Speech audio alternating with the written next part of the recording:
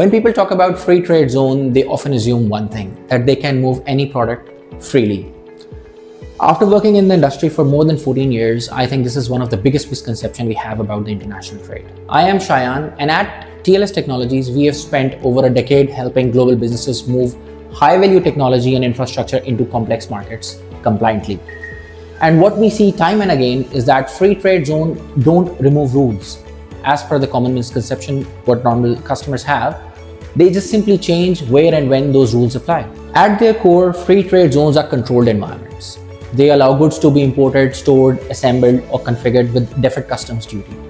But they were never designed to bypass regulations. Government built free trade zones to bring structure to global trade, attracting investments while maintaining trade oversight. This means not every product can pass freely through a free trade zone. Controlled and dual-use goods like advanced ICT equipment, encryption technology, telecom hardware, or high-performance electronics are still subject to licensing, end-user declaration, and government approvals.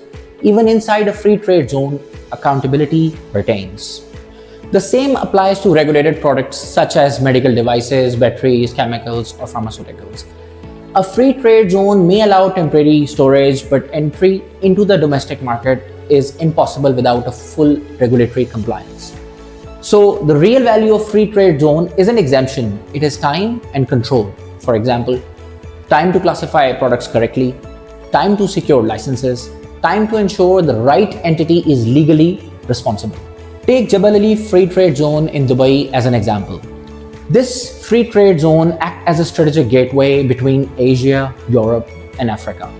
Many global companies use it to centralize inventory, configure equipment, and re-export efficiently while staying within the certain defined regulatory framework.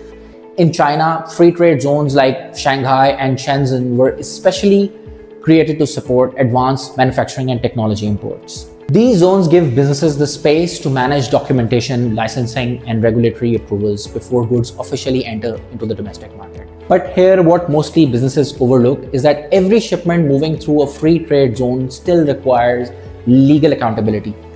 Someone who assumes responsibility for declaration, licensing, and regulatory alignments. Without this structure, free trade zone doesn't reduce risk, they amplify it.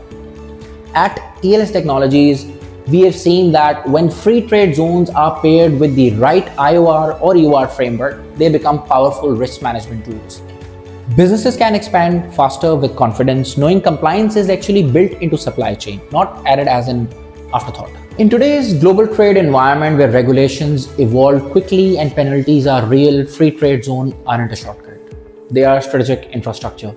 And the businesses that succeed globally are the ones that combines free trade zone flexibility with experienced compliance leadership. Want to identify the most suitable free trade zone for your shipment? Check out our latest blog or talk to us directly, knowing everything about your shipment compliance.